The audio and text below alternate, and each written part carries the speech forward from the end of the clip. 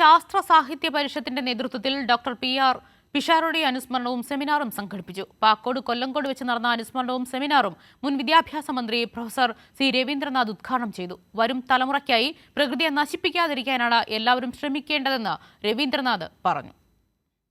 പ്രകൃതി സുന്ദരമായ കൊല്ലങ്കോട്ടെ കുടിലിടത്തിൽ സംസ്ഥാന സമ്മേളനത്തിന്റെ ഭാഗമായാണ് കേരള ശാസ്ത്ര സാഹിത്യ പരിഷത്ത് അനുബന്ധ പരിപാടികൾ സംഘടിപ്പിച്ചത്. കാലാവസ്ഥാ ശാസ്ത്രജ്ഞൻ ഡോക്ടർ പിഷാരടി അനുസ്മരണവും കാലാവസ്ഥാ വ്യതിയാനം അറിഞ്ഞതും അറിയേണ്ടതും എന്ന വിഷയത്തിൽ സംഘടിപ്പിച്ച സെമിനാറും മുൻ വിദ്യാഭ്യാസ മന്ത്രി പ്രൊഫസർ C രവീന്ദ്രനാഥ് ഉദ്ഘാടനം ചെയ്തു.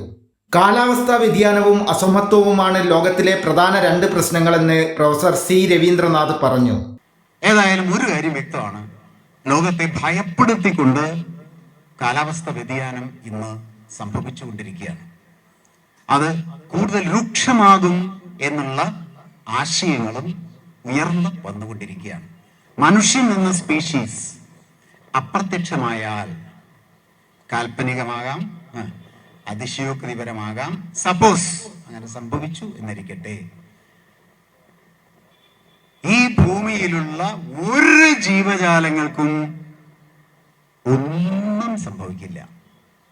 മനുഷ്യനല്ലാത്ത ഏതെങ്കിലും ഒരു സ്പീഷീസ് ഈ ഭൂമുഖത്ത് നിന്ന് അപ്രത്യക്ഷമായാൽ അത് ഗുരുതരമായി ബാധിക്കുന്നത് മനുഷ്യനായിരിക്കും. K ബാബു MLA അധ്യക്ഷത വഹിച്ചു. മുൻ സംസ്ഥാന ജൈവവൈവിധ്യ board chairman doctor George Thomas സെമിനാറിന്റെ വിഷയാവതരണം നടത്തി. മെയ് ആദ്യവാരം പാലക്കാട് വച്ചാണ് ശാസ്ത്ര സാഹിത്യ പരിഷത്തിന്റെ സംസ്ഥാന സമ്മേളനം നടക്കുന്നത്. കൈരളി ന്യൂസ്, പാലക്കാട്.